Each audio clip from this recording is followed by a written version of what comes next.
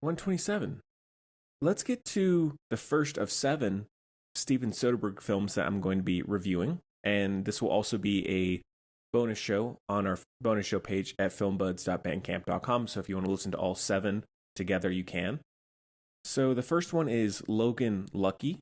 It is directed by Steven Soderbergh, of course. Stars Channing Tatum, Adam Driver, Daniel Craig, Barr McKenzie, Riley Coe, Katie Holmes, Seth MacFarlane, and many, many others.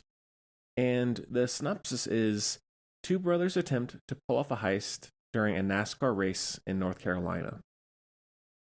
So I am a big Steven Soderbergh fan, and I actually did, or we did rather, the first Film Buds bonus show covering Steven Soderbergh films. So you can check out the first chunk of those on our bonus show page once again.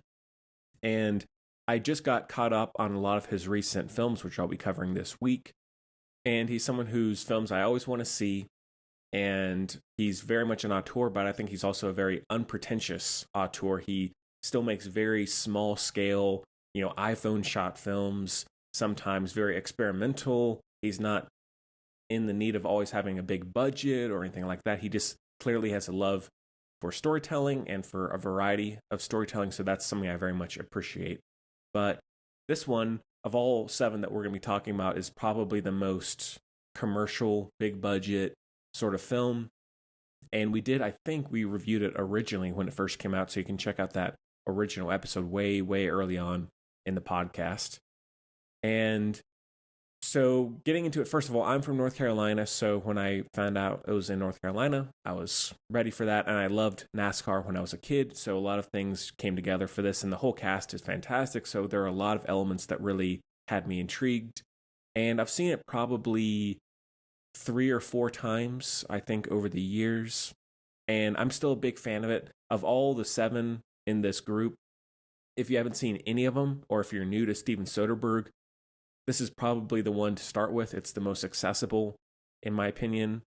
But I'm still a big fan of it. As I said, I think it's so entertaining. It's so funny. Like, it's rare you get either a heist movie or just a big budget comedy that is still actually really funny, and oftentimes hinges on performances, not just the writing itself. Like Daniel Craig, I say it every time I talk about him, I love Daniel Craig. I think he is, considering he's Bond, or he was Bond, he's someone who easily could be put into the category of, well, he's just in it for the money, he's phoning it in, Bond was his only success, blah, blah, blah. Now he's just riding off the coattails of that. But really, every performance he gives is spot on. It's unique, like Logan Lucky, Knives Out, Girl with the Dragon Tattoo. They're all different. They're all interesting.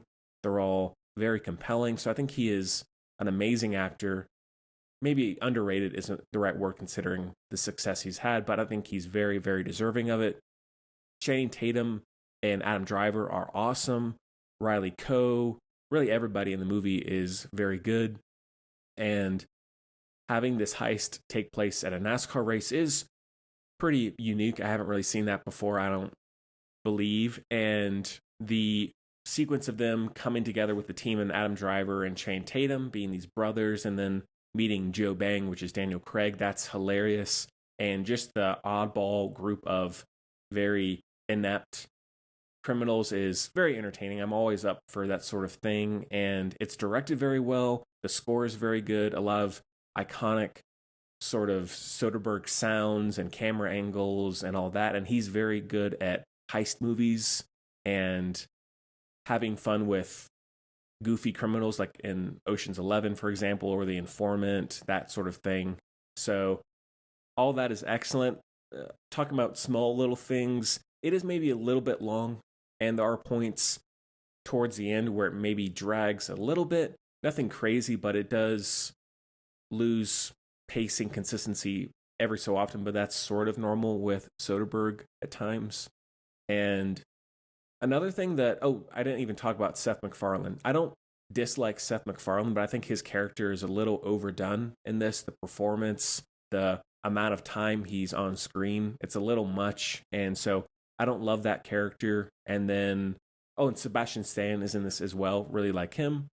The only story writing part of the film that I don't like, and I think it's generally seen as the weakest part, and it just seems so random and unnecessary, is the Game of Thrones gag in the prison where the prisoners are wanting to read the next Game of Thrones book in exchange for something. And there's this really long, like extended couple of scenes where they're talking about all these plot points from the series and like, oh, but this, we need to know what happens with this. And then, no, it's not like that. It's like this. And it just seems so extended. Like if it was just a 30-second little joke or something like that in a scene, that's different. But it feels, for what the movie is, it feels completely injected for no reason. And there are a lot funnier sequences and lines in this movie than that. And because when I first saw it, I had fun with it at the very beginning, but on rewatch, it's just sort of a slog to get through those sequences. They just get really tiring. So, not a fan of that. Not really sure why they had to put that in there, but whatever. Not a huge deal, but don't like it very much. Other than that, it is just a really refreshing sort of film, and it's one that doesn't really get made all that often with this sort of cast, this setting, and is definitely one of Soderbergh's best, in my opinion. And it's probably his last really big movie that he's done. All the other movies since have been fairly small budget and small scale movies. Oh, and quickly, a couple things. The sequence in the car where he's changing Daniel Craig and there's the no peeking line is hilarious. The scene where they're with Daniel Craig, Channing Tatum, and Adam Driver, and Daniel Craig is like, we're dealing with science here, and it's just a ridiculous sort of homemade bomb. That's funny. Where Adam Driver's fake arm gets sucked into the machine. Like, there's so many great little moments that I feel like it doesn't get enough credit for what it is. And so, yeah, I really enjoy it. That is a heavy 4 out of 5.